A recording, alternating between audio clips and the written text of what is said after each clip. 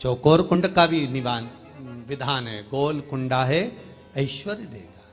चौकोर कुंडा है, आप लोग कई बार देखे होंगे, किसी किसी के यहाँ चौकोर तुलसी का क्यारा होता है, कुंडा होता है, वो वंश बढ़ाता है। षडाकृति का है, वो धन देता है, संपदा देता है।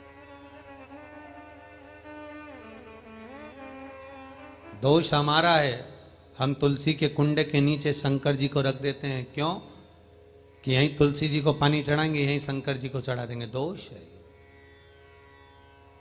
तुलसी के कुंड के नीचे हम सर्पदेव को रख देते हैं, नाग देवता रख देते हैं, पानी चढ़ाएंगे, पात्री रख देते हैं, नहीं, दोष।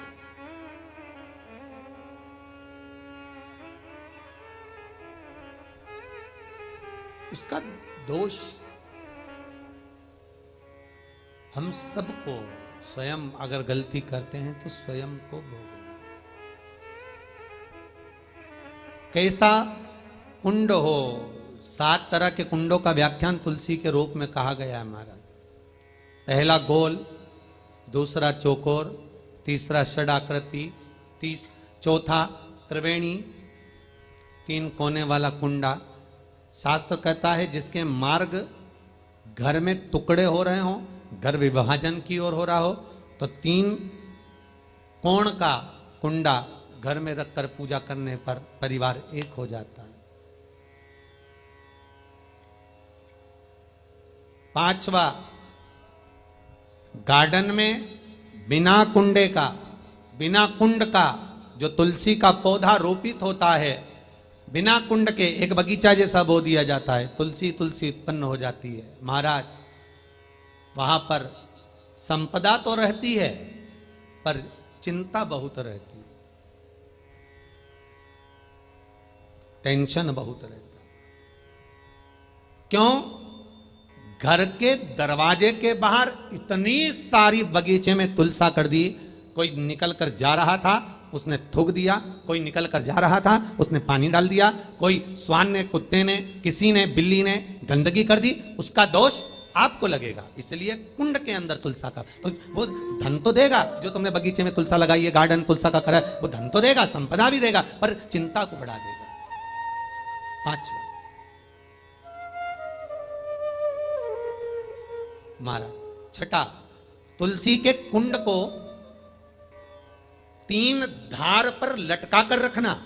कई जगह पर आपने देखा होगा तुलसी का जो कुंडा होता है उसको 3 जो तार होते हैं, 3 जो चेन होती है, उस पे लटकाया जाता है। महाराज, विष्णु पुराण उसका भी व्याख्यान करती है। महाराज, वहां व्यक्ति के कार्य उन्नति की सीढ़ी की ओर बढ़ जाते हैं।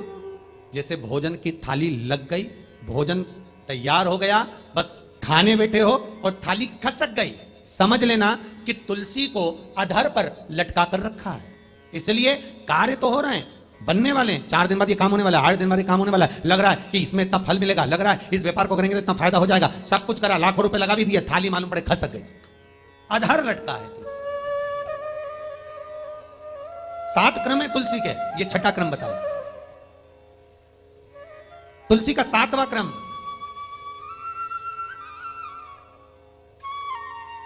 तुलसी का 7वां क्रम है। महाराज, तुलसी का कुंडा जैसा घर के आंगन में है, तुलसी का कुंड जैसे घर के आंगन में विराज रहा है, ऐसा ही छोटा सा कुंड भगवान के लिए रोपित करें। प्रतिदिन भगवान की सेवा करते समय तुलसी का छोटा सा कुंड भगवान के लिए रोपित करें।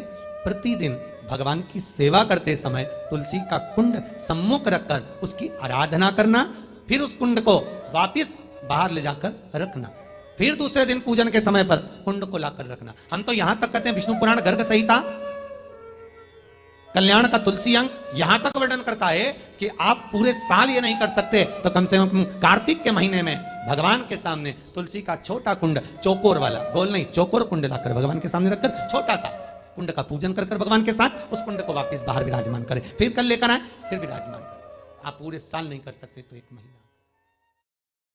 कार्तिक मास में तुलसी जी की कृपा पाने के लिए आपको दीपदान ज़रूर करना चाहिए।